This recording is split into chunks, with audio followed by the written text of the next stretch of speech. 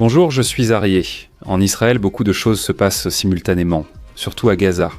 D'un côté, l'accusation selon laquelle Israël aurait utilisé, écoutez bien, une mini-bombe nucléaire devient virale sur les réseaux arabes.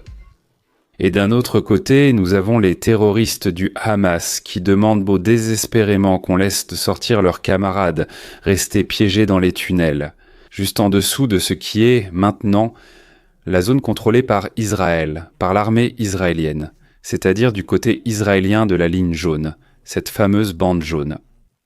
Commençons par ce dernier point.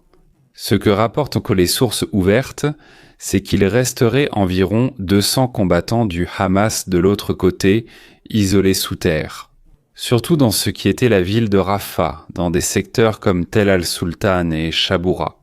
Il y a des rapports dans les médias hébreux, Kiryat ha-Shabbat et Mako, qui parlent de tunnels sous des zones aujourd'hui contrôlées par les forces de défense israéliennes et que des membres de la famille des terroristes ont reçu des appels de certains d'entre eux leur demandant de l'aide.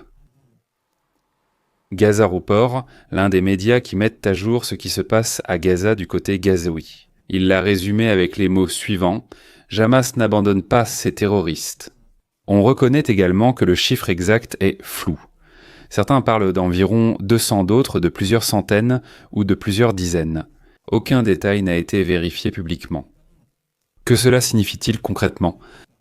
Qu'ils sont avec les forces de défense israéliennes littéralement dans les tunnels sous le territoire ennemi. Les mêmes rapports indiquent qu'ils ne reçoivent pas de soutien de leur organisation, ce qui, dans un environnement souterrain, se traduit généralement par des ressources très limitées. Évidemment, ils n'ont aucun moyen de leur faire parvenir des ressources, ni des armes, ni même de la nourriture. C'est pourquoi certains ont contacté l'extérieur pour demander la médiation de leur famille à Gaza. Communications. Ainsi, dans n'importe quelle guerre, et encore plus avec la technologie qu'utilise Israël, cela les trahit facilement, révèle leur position et accélère les décisions tactiques. Du moins du côté israélien. Il y a même eu des affrontements dans ces zones avec des pertes israéliennes. Nous l'avons documenté ces derniers jours, ce qui confirme évidemment que la zone reste active et tendue. Parallèlement, la possibilité circule, discutée dans les médias locaux ici en Israël, de leur offrir une sortie s'ils remettent leurs armes. Au-delà de savoir si cela avance ou non, cela soulève des questions très inconfortables. Pourquoi le Hamas les a-t-il laissés là ? C'est la première chose que fait ce groupe de militants enfermés là-bas. Était-ce un retrait précipité, un mauvais calcul ou simplement de la propagande au détriment de leur propre peuple ? Eh bien, il faudrait analyser ce qui s'est passé, comment ils se sont retrouvés enfermés là-bas. En tenant compte du fait qu'Israël a donné un délai évidemment limité pour que tous les combattants quittent cette bande jaune, ce qui allait être la limite de la bande jaune, et qu'ils entrent dans la zone qui leur était attribuée.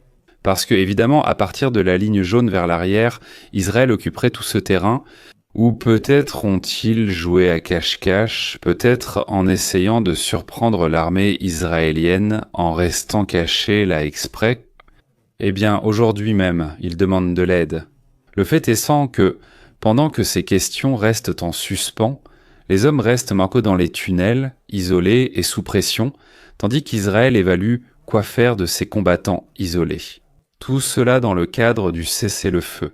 En effet, les forces de défense israéliennes prennent le temps nécessaire pour la phase de recherche et d'élimination de chaque tunnel qui est désormais sous leur contrôle, derrière la ligne jaune. Sous l'autorité du ministre de la Défense. La priorité aujourd'hui est de vérifier chaque recoin où Israël, de l'armée israélienne, a actuellement la possession. Galeries, abris, dépôts dans une vaste zone qui est tombée aux mains des Israéliens. Et la directive essaie de les neutraliser, littéralement, car ces nids souterrains représentent une menace directe et permanente. Juste. Au cours de cette opération, des images et des accusations ont commencé à circuler sur les réseaux arabes, qui, évidemment, n'ont pas tardé à atteindre les réseaux occidentaux. À propos de l'utilisation d'une mini-bombe nucléaire. Ça sonne étrange, mini-bombe nucléaire. Là-bas, à Gaza. Les images sont évidemment choquantes. Elles suscitent l'alarme, mais il convient d'examiner calmement ce que montrent réellement ces faits, quel type d'arme cela pourrait être et quelles sont les implications techniques et juridiques de tout cela.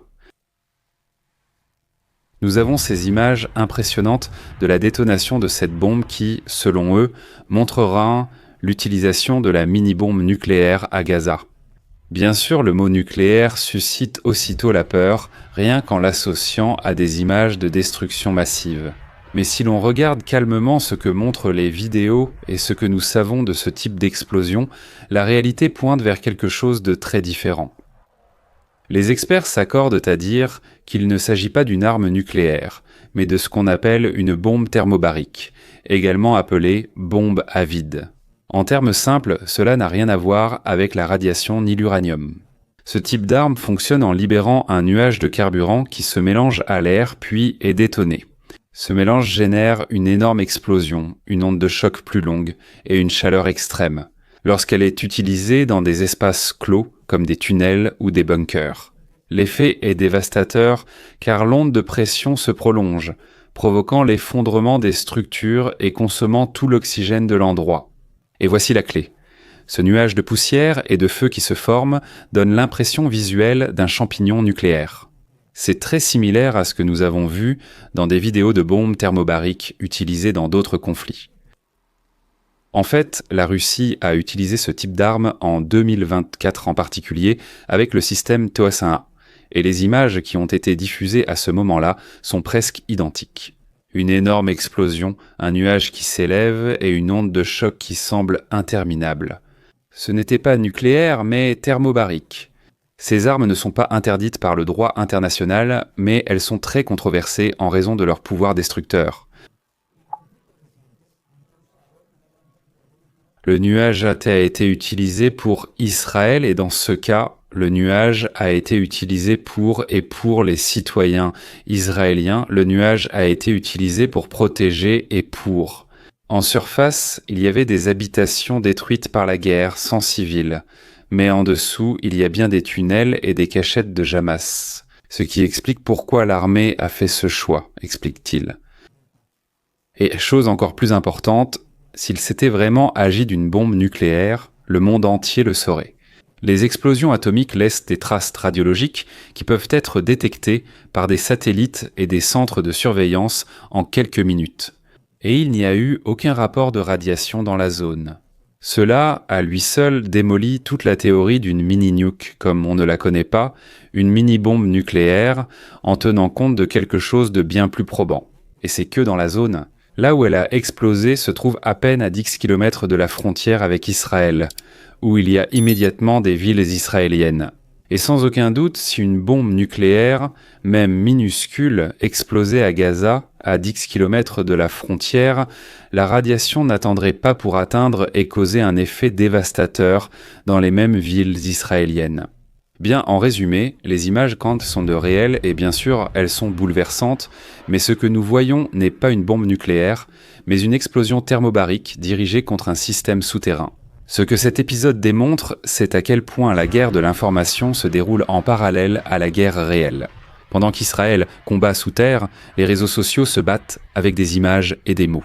Et comme toujours, présenter une réalité différente de ce qui se passe dans cette guerre entre Israël et le groupe terroriste. Hamas. Quelque chose de très important. Vérifiez si vous avez le même problème que beaucoup de gens me disent dans les commentaires, à savoir qu'ils n'arrivent pas à s'abonner à la chaîne. Regardez si le petit bouton s'abonner fonctionne pour vous et profitez-en pour activer la petite cloche juste à côté. Le système de cette plateforme vous avertira dès que je publierai une nouvelle vidéo. N'oubliez pas que nous avons aussi les abonnements, qui vous donnent accès au groupe privé d'actualité sur WhatsApp, où nous publions chaque jour ce qui se passe ici en Israël. Bien, pendant que le bruit des vidéos virales diminue, la carte autour d'Israël n'est pas calme.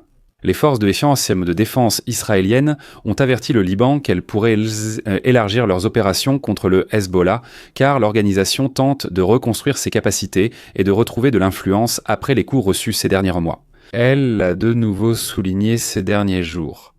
Et il y a déjà plus de 300 cibles éliminées précisément là-bas, au Liban, des chefs terroristes qui travaillent pour le Hezbollah. Tout cela après le cessez-le-feu prononcé dans cette zone spéciale du conflit entre Israël et le Hezbollah. Et le fait est qu'Israël détecte et poursuit chaque semaine les chefs qui émergent. Et il ne faut pas longtemps pour que les services de renseignement israéliens les identifient et les éliminent. En même temps, l'Iran est en train de bouger ses pions. Un rapport indique qu'il a doublé son soutien militaire aux factions chiites en Irak, en fournissant plus d'armes et une formation sous la supervision de la force Al-Quds. L'idée serait de transférer une partie de son centre d'influence militaire en Irak, après les revers subis au Liban, en Syrie et à Gaza. Selon les sources, ces milices ont pris tellement d'importance que, dans certaines régions, elles dépassent la capacité de l'armée irakienne elle-même. Et c'est là qu'intervient un point délicat. Russie. Sur les réseaux spécialisés, les rapports se sont multipliés concernant de nouveaux systèmes d'armes que Moscou fournit à Téhéran. Le ministre des Affaires étrangères, Kantse Rust, l'a clairement dit, il n'y a plus de limite à la coopération militaire et technique avec l'Iran. Parmi les informations publiées, il est mentionné qu'une batterie S-400 serait arrivée pour des essais près d'Ispahan. À cela s'ajoute même l'idée de transférer des avions Su-35. L'Iran serait en train d'installer des ogives anti-bunker sur des missiles balistiques conçus pour pénétrer des cibles souterraines, des dépôts, des quartiers généraux et des sites de contrôle ici en Israël. C'est une réponse directe aux coups subis par son haut commandement lors de la soi-disant guerre des 12 jours contre Israël. Les indices logistiques vont dans le même sens. Des vols cargo Antonov 124 d'Irkoutsk vers l'Iran, possiblement liés au JAG, 130 et davantage d'avions cargo lourds transportant des armements avancés. Au cours des dernières semaines, tout cela ajoute de la pression dans la région, et Israël garde tout cela sous une surveillance étroite. Évidemment, avec des drones espions, avec des satellites qui fournissent des services de renseignement dans cette région du monde pour Israël. Pendant ce temps, dans le pays, les forces israéliennes continuent également d'opérer en Judée et en Samarie. L'unité de Van avec le Shin Bet a procédé à 2 arrestations de personnes recherchées liées au Hamas à Naplouse et à Massagen. C'est un autre rappel que le front intérieur, comme on appelle le conflit à l'intérieur d'Israël, spécifiquement dans la région de Judée et Samarie, ce que l'on connaît mondialement sous le nom de Cisjordanie, reste non seulement actif, mais aussi très chaud. Eh bien, comment interpréter tout cela ? Le Hezbollah qui se réarme, l'Iran qui se réarme et déplace vers l'Irak. Et la Russie ouvre le robinet. Bien sûr, Israël maintient la pression sur plusieurs fronts en même temps. La question est, combien de temps cet équilibre peut-il être maintenu sans qu'un de ces fils ne se rompe ? Les analystes militaires en déduisent que cette situation ne va pas durer très longtemps. Et qu'en l'un de ces points, la pression va tout simplement céder. Allons-nous revoir la guerre ? Maintenant, je vous demande quelque chose. Et si vous appréciez ce type d'analyse, les vidéos que nous réalisons en transmettant les nouvelles de ce qui se passe en Israël et dans la région, eh bien, abonnez-vous et rappelez-vous que nous avons des abonnements avec accès au groupe privé d'actualité sur WhatsApp. Ne partez pas sans laisser votre like. À bientôt.